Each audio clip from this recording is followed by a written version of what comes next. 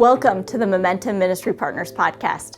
This podcast is designed to provide momentum in our God-given roles of leadership as we partner together to equip today's Christian leaders for tomorrow's opportunities.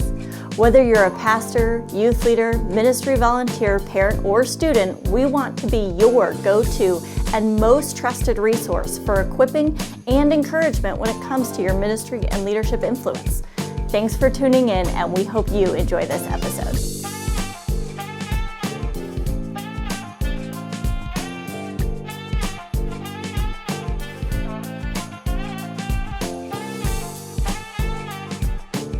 Hello and welcome back to another Momentum Ministry Partners podcast. My name's Eric. I'm the host.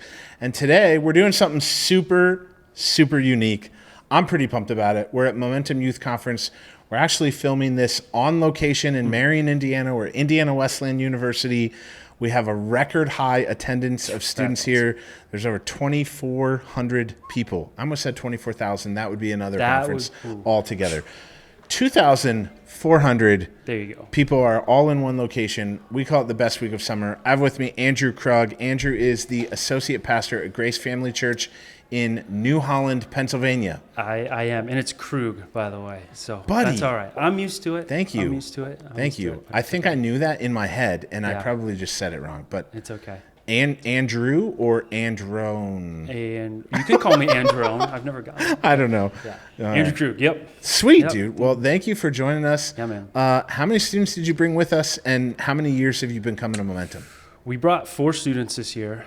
This is if you count Momentum on the road, this is my 6th Momentum. Dude, that's epic. Yeah. That's epic. So in 2021, due to COVID and all the we couldn't rent a college campus. Shocker. Yeah. So we were like, Momentum was like, we're just going to beat the system. So we took Momentum on the road and we went to Pennsylvania. In our backyard. It was awesome. Columbus, Ohio.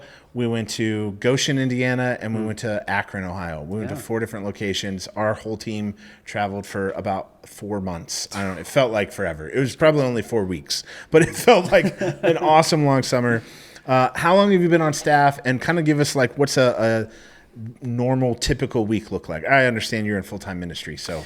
Yeah. I've been at Grace Family Church since 2016. I came on as an intern. I was at Lancaster Bible College. And then in 2019, I came on full-time. Our associate pastor at that time transitioned to another church. And so they said, hey, you want to stick around? And I was like, yes. Yeah. Coming right out of school. And so, I've been there full-time since 2019. And a typical week, that is so hard to put, because each season is different. As the associate, there's always those different hats. But my main focus is kids up through graduation. Nice. That's my main area focus. But then, you get those random, just different things you have to wear from different day-to-day, season-to-season. I love it. All right, so Andrew, on this episode, our goal is we're just kind of talking to youth pastors. There's 86 different churches who are here at Youth Conference. That's awesome. In 16 different states. That's so cool. And so I want to I literally found you in the hallway, and your students are pointing at you right now. If you're watching on YouTube, they were just looking at you. So you're a celebrity, man. That's awesome. But I think one of the funnest things about Momentum Youth Conference is having access to all these different people. Yeah, so for this episode today, I just wanted to pull in some youth pastors. I didn't even tell you what we're going to do. No. I literally gave you no prep. I love it. About me. Yes. I love it. Or maybe, I don't know. We won't go there. What does a typical week in your student ministry look like? We just want to talk youth ministry. Yeah. We're going to talk shop. We'll get into some of the ins and outs of what makes your youth ministry unique, but kind of walk us through, what does your weekly gathering look like? Do your students attend Sunday morning? I know Pastor Corey's a phenomenal pastor and a preacher, but they're like, Andrew, we love listening to you teach. What does that look like? Yeah, Walk us through that. So program-wise, we only have Wednesday nights, 6:30 to 8. Usually we have fun, so we always have a game. We always have important conversation of some kind. I always tell them, hey, we talk about so many awesome things throughout the week, but most of those things are in one ear and out the other. Yes. So let's have some meaningful conversation. And that looks different from week to week, season to season. Then we always have small group time because we want them to be building relationships with each other and with caring adults. So that's our Wednesday nights. Occasionally, we'll have some people play guitar, have a song thrown in there, announcement stuff, prepping for whatever's going on. Usually we have students show up way earlier than 6:30. Usually I'm in staff meeting that afternoon and the kids are knocking on the door when Corey and I are meeting. So it's great. I love it. So Let us in. So usually it's like 5 to 9 in that time frame when we're hanging out with students there at the church, which is great. We don't have any programming on Sunday morning. We just don't have the space for that currently as far as like numbers wise.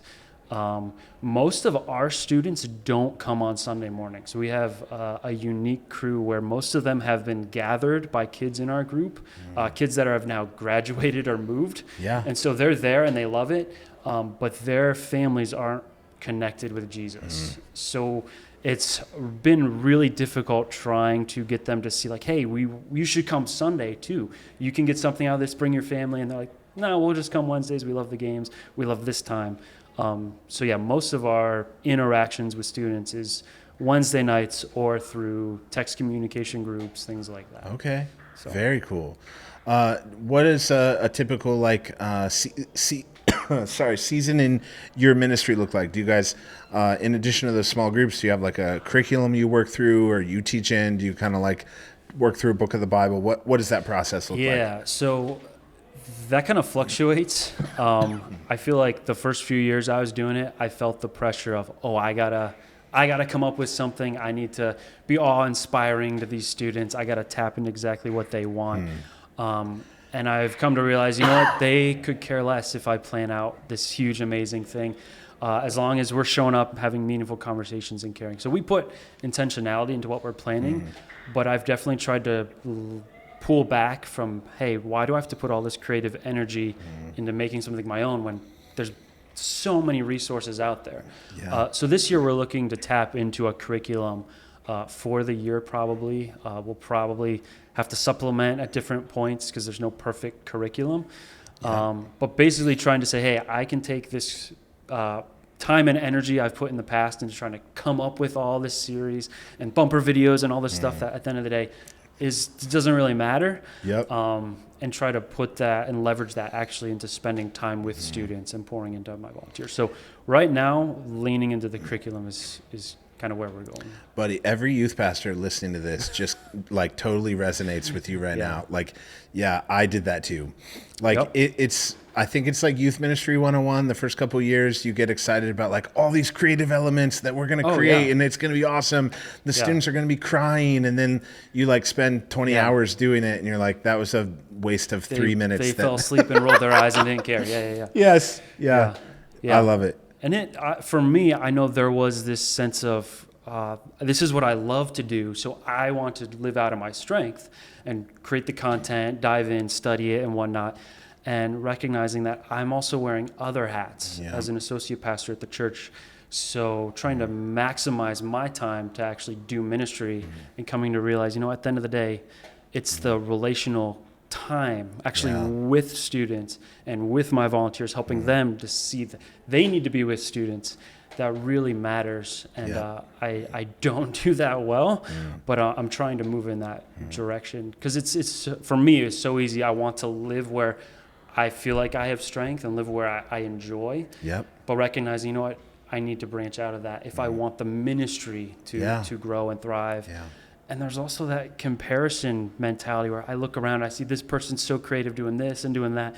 I got to be authentic or original and create my own stuff. And realizing, you know what, I don't need to live in that comparison.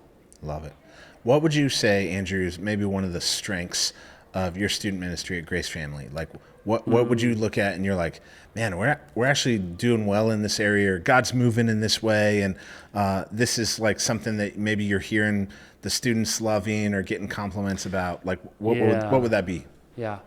One of the big ones that first comes to mind is students who have come out of some broken homes.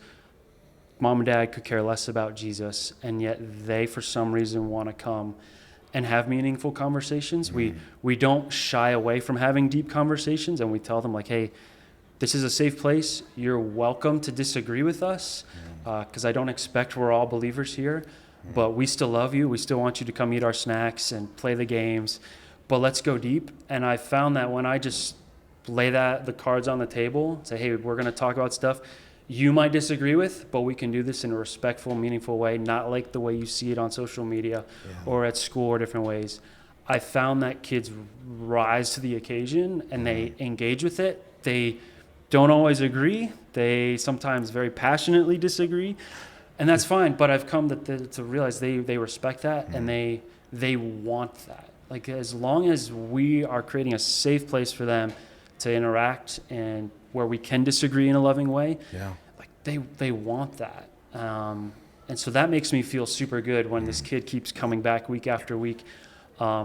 It's also been really encouraging to see leaders in my group play the long game, where they're like, you know what, it's not about just, hey, showing up once or twice. It's about having this bigger mentality that, you know what, a kid's not going to break down and have that super emotional moment every week. A kid's not going to be saved every week. But if we play the long game, you build this relational capacity with these students and this equity where you can they'll go deeper with you as they begin to trust you. I had a student a few years ago tell me, when I first came, I was so scared of you. I thought you hated me. And then he came to just love the group because he just kept showing up and we just kept loving him. But it took months and years of him to see, like, I can trust these people. And so that has been a huge blessing. We haven't had this huge turnaround in our leaders, and that's made all the difference, where kids show up and they know, hey, so-and-so is going to be here. And after a few months, after a few years, finally those walls come down and they open up. And so to me, that's been the biggest win. Andrew, that right there, what you just said is the veteran youth pastor speaking.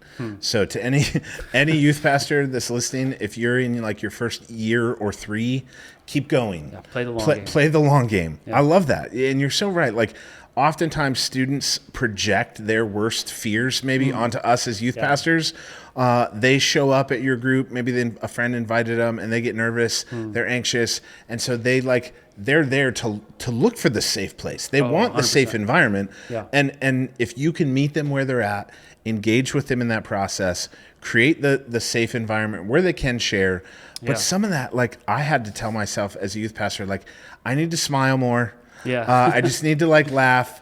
I need to give some high fives. Terrible. Yes, I gotta laugh exactly. It's those kind of things that's the long game. Yep. And it's when you show up every week and you be consistent each semester, each school year after year. Yeah. Man, do you see God show off in that? And when you show curiosity into their lives. Yes. I could care less about so many of the social media things or the new season of Fortnite or whatever it's called. But they love it. And so I'm going to ask them about it and the skins they're getting for their guns. And it just opens up so many conversations. And I'm like, I don't even know what I'm saying right now, but I heard you say it, so I'm going to ask you about it. I love it. And it's awesome. I love it, buddy. That's fantastic. Okay, so let's go there. What's like a pet peeve in terms of student ministry right now? What's something that you're like, I want to put my head through a wall. This is so frustrating. Maybe it's I just don't know about it. Like you mentioned Fortnite, like that's a big deal. Like, I don't know. Yeah. That's a good question. I don't know if we have time for all of them. It's a list for sure. Yeah. I think I haven't really called it a pet peeve, but one of the struggles that I've had recently, even talking to some leaders about it recently, is looking back at my time when I was a student in youth group and comparing myself and my youth ministry experience and what teens were like then to where teens are now, and having to wrestle with my emotions about that. Because I see like what we did, and then I see where students are at now, and sometimes some things I love, and there's other things I don't understand. So many specifically when it comes to my guys, like when I was in youth ministry, our youth group was always, hey, let's do a big manly man challenge. Let's go, let's throw balls at each other. Let's go crazy. Let's play paintball. And in my group, it's like, no, like I've had students say, no, we cannot play paintball. No, we can't do tough things. It's going to hurt. And for me, I instantly have to fight the struggle of, hey, that I don't resonate with that. Like I want this. Now we don't have a huge athletic group. Ours is more, let's play video games, let's hang out, and things like that. And so trying to not take my perception of what youth ministry should be based on my experience and then placing it on these students. That's good. And recognizing, you know what, there are some good things that I can draw from. I should want to help challenge them to do tough things in a healthy way, but also recognizing, you know what, at the end of the day, it doesn't matter whether we play paintball or not. It's about building relationships. And so even if their youth ministry experience looks different from mine, that's okay, as long as we're building relationships and pointing them to Jesus. The other big thing is parents not seeming to care what their kids are learning or being exposed to at youth group or at school or in their friend groups. I have so many students always talking about what they're seeing online, what their friends at school are doing or saying, and mom and dad just don't seem to care. Now, like I said earlier, we have a lot of students who come from broken homes. Mom and dad don't care about Jesus. And so I need to temper my expectations. Like, hey, they're lost. And so I shouldn't expect them to be these rock star parents caring about these things. But wanting to make sure, hey, can we create a safe environment where we're having conversation? Like, hey, why should you as a teenager actually care what you're putting into your eyeballs or what you're putting into your ears, and helping them see like this is actually impacting their life, their relationships. And so I often get frustrated. Why in the world did you let your 12-year-old have a cell phone and have TikTok and have all these social things? Because then they come and they talk about all this, the bullying they're experiencing, all the things they're being exposed to. It's like you could have just taken that away, created a safe barrier. So I get just frustrated at that, and then I have to check my emotions that, you know what, I'm still going to seek to love these parents because they're broken and lost too. Yeah. Buddy, I'm pretty sure as you were talking, I just heard like multiple youth pastors who are listening to this in their car going, yes, like that resonates. I love even in like the first part of that, like as you're talking about like some of the weaknesses and things in culture, like I love your perspective where you're like, okay, these are things that I need to like adjust my expectations on. For sure. I think if we're honest, any adult that's serving in youth ministry, like it can be frustrating at times, like having a certain set of expectations, whether that's how parents respond or, how we're going to partner together and see their kids love Jesus and take next steps in their faith. It is so difficult. The expectations that how we see it playing out in our head versus reality. And it's that like whole Instagram versus reality. Sometimes like you see those memes and they're making fun of it, but that's youth ministry. Yeah. And it's crazy how those expectations can take away from opportunities to reach kids where they're at. Because instead of spending time trying to point them towards Jesus and build relationship with them, I'm trying to put them in this box of this is what I expect youth ministry to look like. I expect Wednesday night to be like this. I expect them to behave this way, to talk this way. And I put all my energy into shifting them that way instead of saying, you know what, I'm going to meet them where they're at. And from there, I'm going to be curious about them, point them to Jesus. I find myself trying to bend them in the wrong direction because it's where my expectations are, not really where they're at or where the opportunity is at. Fantastic. Well, Andrew, thank you for being a part of this conversation and just kind of sharing what God's doing. One last question I want to ask you, and this shameless plug, but since you are on the Momentum Ministry Partners podcast, what's the best thing that Momentum has had an impact in your ministry? We're at Momentum Youth Conference, so if you want to reference that, but listeners, I didn't tell him this ahead of time. You won't send me a gift card or anything. I'm not going to send you a gift card. I might send you a thank you note, but at least I get that. But like, I want you honestly, like, I'm not putting words in your mouth. Honestly, like, what is the impact? What have you seen God do? I want to give credit to the Lord, but what have you seen the Lord do through our partnership with Momentum? Yeah. This conference has been the thing that I've spent the most time with, so it's definitely had the most impact in my life and in the lives of my students. But the opportunity to take students out of our Pennsylvania, Lancaster County bubble to a new environment, get them exposed to literally thousands of other people who are hearing the same things, singing the same songs. Like they don't get that experience anywhere, especially, like I said, those who grown up in broken homes, whose parents don't know Jesus. Their mindset of people following Jesus in our context is small because we're not a huge church. Our youth group is not massive. So for them, they're the minority. And the idea of, hey, challenging them to go follow Jesus isn't asking them to go follow the crowd, and it can be big and scary. So then we bring them here. It's like, oh, there's literally thousands of people, students my age wanting to do the same thing or being asked to do the same thing, not just from Pennsylvania, but from all over the United States, all over the world. And I think that vision just, it sticks with them. They see that in the sessions and around the campus. And that, for me, like, I can't do that unless we came here. And so I love that, and it creates so many opportunities, conversations. That's awesome. Yeah. Thank you for sharing that. Yeah. Thank you. Well, thank you for being a part of this. I'm going to let you hop off. We're going to actually pull in a guy named Charlie Hirschy next. Nice. And we're going to hear from him about his student ministry. So awesome. Thank you. You're welcome.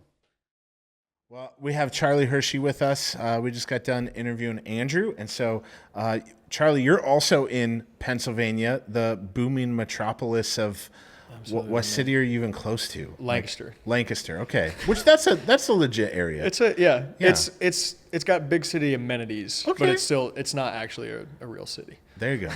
It's Amish country, buddy. It is. You got everything. You're set. You're taken care of. Well, I grew up out here, so I feel at home. Midwest. Out there, yeah. There you go. Yeah. So, Charlie, you're the associate pastor. You do jack of all trades. Every youth pastor has the other duties as assigned. I can list out my official things if you want. All right, let's dive into it. So you're at Grace Church at Willow Valley. Yep.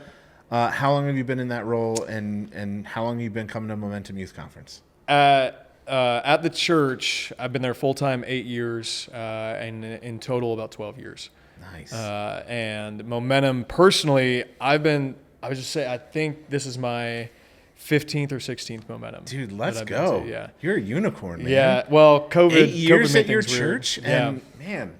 Yeah. That's fantastic, dude. Yeah. I didn't even. Now I feel really old because I knew. Yeah. Wow. We're not gonna go remember there. seeing Eric We're not Miller gonna go there. when I was Okay. a student. Oh, geez. Wow. Oh, my. Moving on.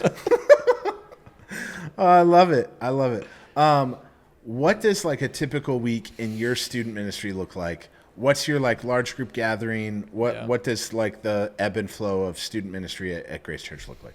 Yeah, so typically a week we gather on Wednesday nights and Sunday mornings. Wednesday night that's our largest attendance. That's kind of the front door. That's sort of the front door. Nice. Sunday morning. I'd say it's less programmatic. It's more toned down. Okay.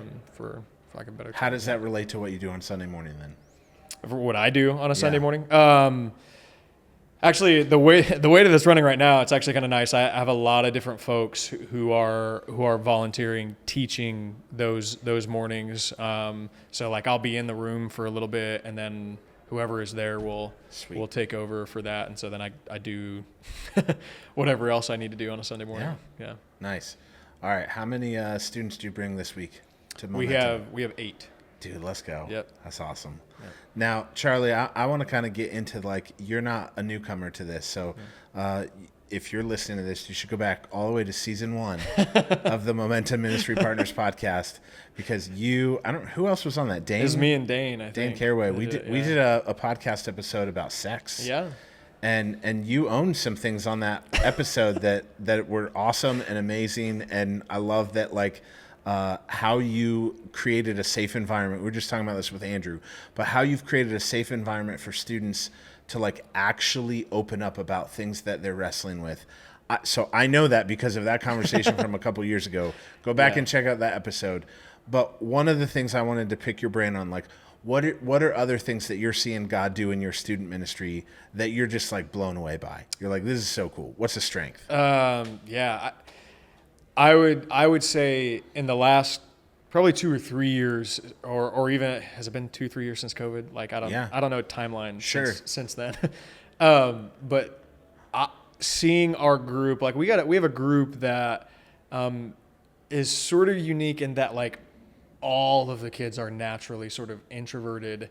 Maybe not all, but like pretty much all of them are introverted and shy. Interesting. And so the thing that we had to focus on was pushing them out of what's comfortable for them socially and relationally, and moving them in a direction to where naturally they'll be inclined to meet people, to introduce themselves to people, to build relationships with people they don't know. Then also, like when we gather on a Wednesday night, I would say a few years ago, it wasn't a hostile environment to be in, but like if you were a new kid and you came into a group, like there wasn't a big group of people that were hanging out. It's just everybody's sort of like off in their own space. Okay. So the cool thing that we've seen God do is just watching kids. We've had direct conversations about that and said, hey, where do you guys think we are as a group? Like if from 1 to Jesus, as far as being welcoming, where 1 being hostile, not friendly at all, 10 being like, all right, we mastered the hospitality of Jesus. And just having those conversations, say, okay, and having them say, yeah, there's some ways that we could grow, and then watching them incrementally, slowly. This is a shameless plug for Ed Short. If you've ever spent any time with Ed Short, one of the things he talks about in growth and change is let's not get from a 3 to a 10. Let's get from a 5 to a 5.5. Yeah. So as small as it sounds, for us, it's been huge to just watch kids initiate relationships. When you see a new kid come in, you see 2 or 3 people going up to them and saying, hey, introducing themselves, welcome, that kind of thing. Yeah. So that's just been really cool to see God do that So cool. in our kids. Yeah. So for our listeners who may not know who Ed Short is, he's on staff with Momentum. Yeah. He's one of our ministry coaches. Yeah. He kind of falls under our urban centers. He helps work with Tim and Rob at our urban center in LA and Philadelphia. But he also is part-time with Assist, Church Planning Network. Yeah. And so he's one of the most strategic thinkers I've ever met. Like he can help problem solve, troubleshoot, and the most network, blunt speakers you'll ever and engage. Gets to the heart of it very bluntly. I love him. Yeah. So Ed was when I was a youth pastor, he was a ministry coach for me. Yeah. And he was on staff at Momentum then, and so we just kind of keep him on retainer. That's a good idea. Like man. he's phenomenal. Yeah. So if you're looking for a ministry coach and you want somebody to help you map out some of these things, reach out to us. info@buildmomentum.org is we would love to that's what we're here for. Yeah. So buddy, that's like music to my ears. Yeah.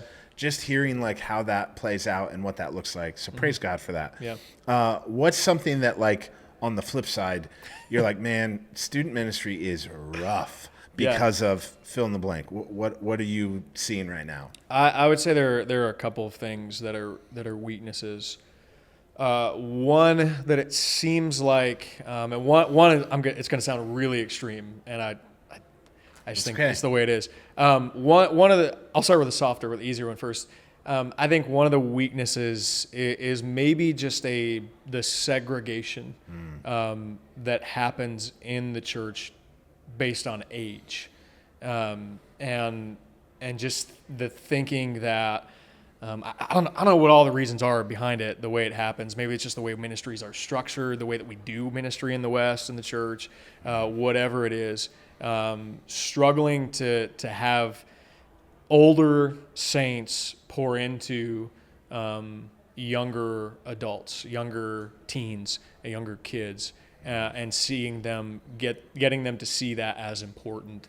That it's not just about them coming to Sunday school and coming to youth group and then they're getting the discipleship that they need. If they don't have biblical discipling relationships with older believers, there's actually a book, Faith for Exiles, that a couple of guys, Mark Matlock and David Kinnaman talk about. That's of a resilient disciple, as they call it, people who stayed with the faith after high school. Yep. That was one of the key things for them, having those relationships. So that's one of the things I think we need to grow in. The second thing is this, and this is, when I heard this, it just stuck with me when I read it. There was a pastor was talking about a conference that he was at, and they were interviewing a pastor from the Middle East, I think is where he was from. And they just asked him the question, what's your impression of the church in the West? And he said he responded not condescendingly or berating, but saying, "It seems as though the church in the West is under a satanic lullaby."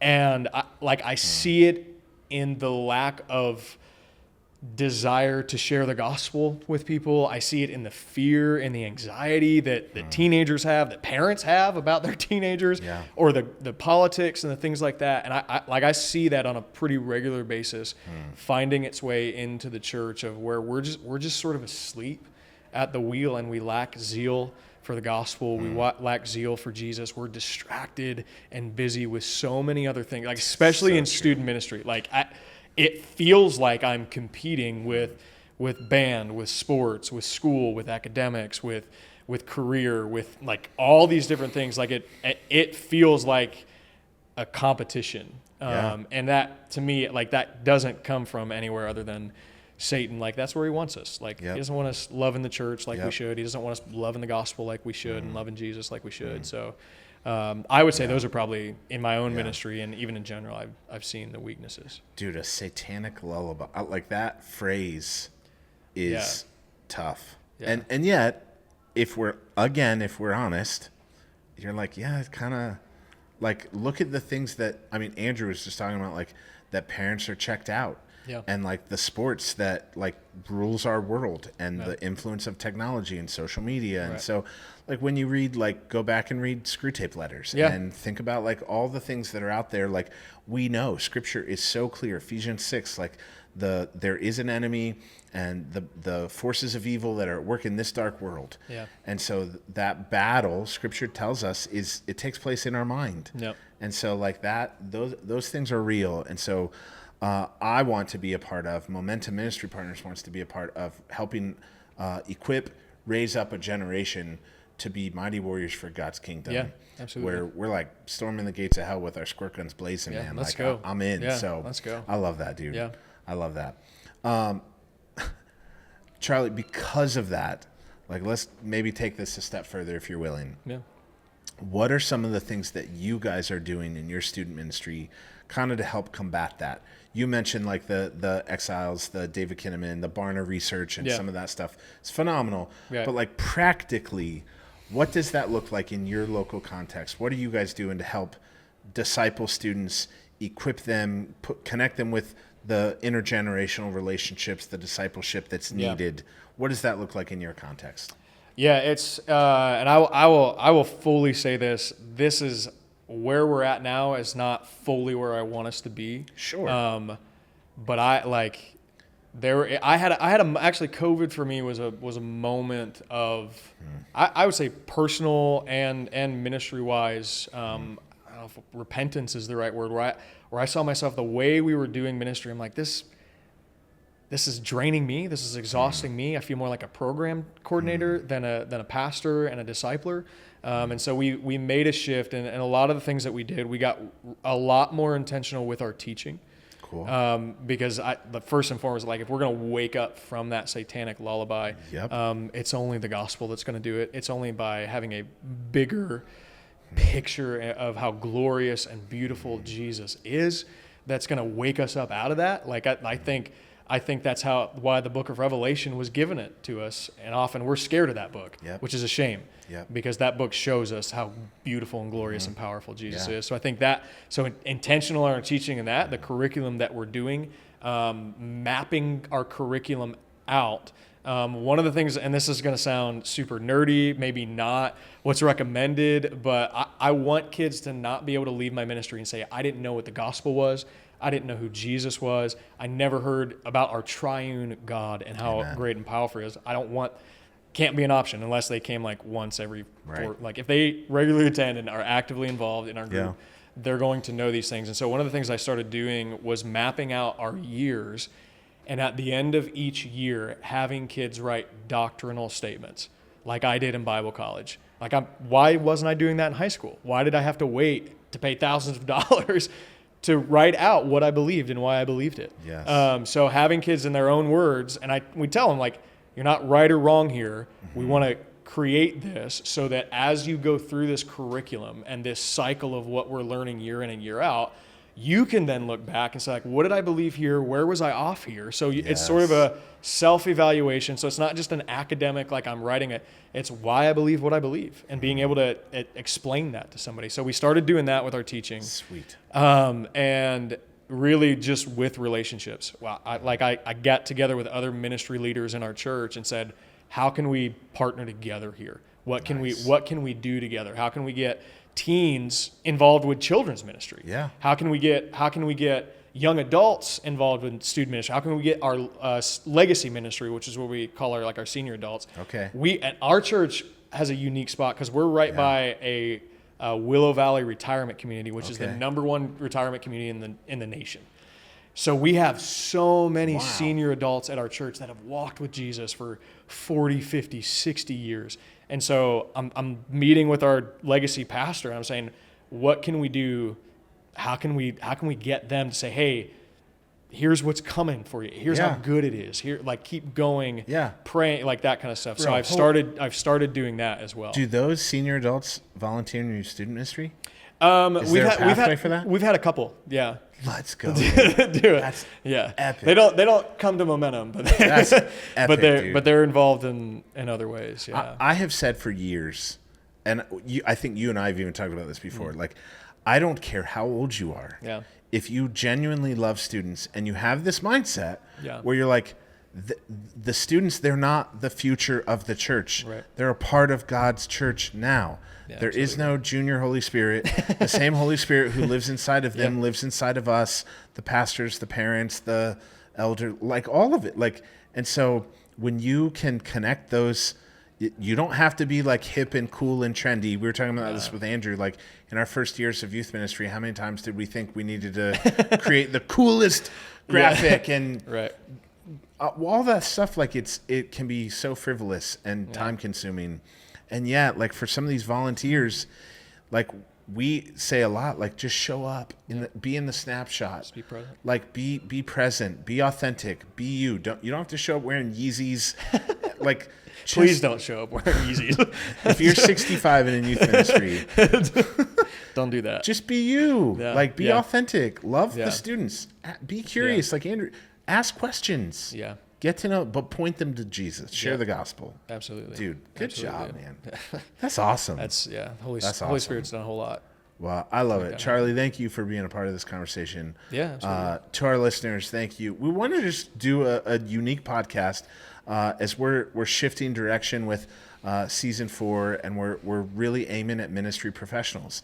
And so this episode, we wanted to just kind of dedicate to youth pastors, to people who are in the trenches and have been faithful, and God's doing a work in and through them. And so thanks for sharing and being a part of this. Yeah. Absolutely. Thanks for having me. Thanks for tuning in to today's episode. If you have any questions, if there's a topic that we can help you tackle, if there's maybe a ministry expert that you'd love to hear from, reach out to us. We'd love to hear those questions. We'd love your feedback. You can DM us on social media, or you can email us at info@buildmomentum.org. Thanks so much. We'll see you next time. Thank you for joining us for this episode. We hope you found it to be valuable. And if you did, would you share it with someone else in your network who might enjoy it? Also, would you please go on and subscribe, rate, and review it? That way you don't miss any more, and somebody else will be able to find it too.